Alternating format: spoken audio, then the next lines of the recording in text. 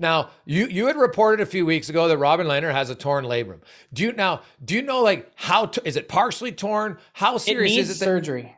Okay, so they put him on IR. So it needs surgery, but we don't know, can he battle through it? So there's some thought that he may be able to rehab a bit and then come back and tough it out and get to the finish line at the end of the season and then have surgery. But the truth is that the Vegas Golden Knights don't know. He might need it now. Yeah. So at bare minimum then, Frank, you would think they would add even another backup to split duties with Laurent Brossoit here because there's no guarantee. Like if let's say Robin Leonard's out for 6 weeks, Frank, it's not like Vegas is comfortably atop the Pacific Division where they've got all this room to move. The LA Kings are there. The Edmonton Oilers are right there. Then there's the wild card. Like, what do you think they're going to do in the meantime if Robin Lehner can't play for 6 weeks?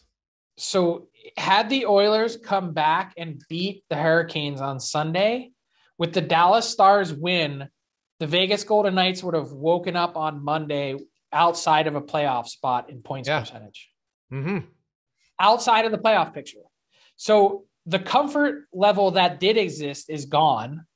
They had a kind of light February schedule because they didn't have very many games postponed. Yeah. So they're going to have an opportunity here to go on a bit of a run, but who's in net? And I think your question is it's well timed. And I don't know what the answer is. I reported Marc-Andre Fleury that they had expressed interest.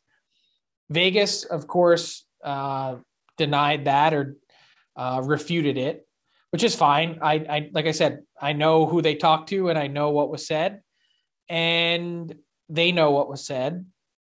And Alexander Georgiev is another name that I mentioned in the same story as someone that maybe makes a little bit of sense, given that he's not coming back to the New York Rangers next season. They can't afford him, for one. Two, he doesn't want to be there. And my guess is that he's moving at the deadline because he's of interest to both playoff teams, I think, and non-playoff teams.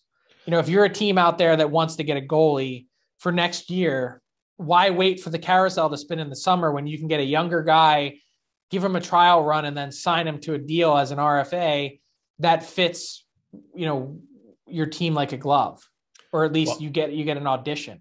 I have to think though, if the Rangers are trading him, they got to be getting a goalie. They'd be getting a veteran backup from somewhere, and it doesn't need to be anyone because Shesterkin has been so good. Yes. It doesn't need to be anyone crazy. Like I would think, and what about Mikko Koskinen in Edmonton? Do you think they probably would want crazy. Mike Smith. That's crazy. Yeah. Koskinen. I would say, here's an example of someone I'm thinking that the Rangers would be okay with, like a Martin Jones. Okay.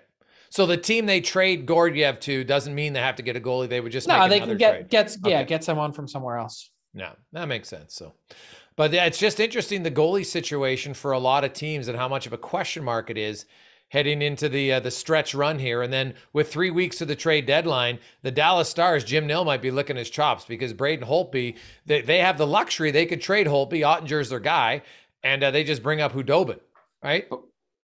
So Holtby would be interesting in Vegas because he beat them in the Stanley Cup in 2018. And that one save that he made was just ridiculous. The save, yeah. I wrote an entire story about it. I think it was game 2. Yes. And I wonder though, obviously it's someone in their conference. Would they want to help someone in their conference? All depends on what they get in return, right?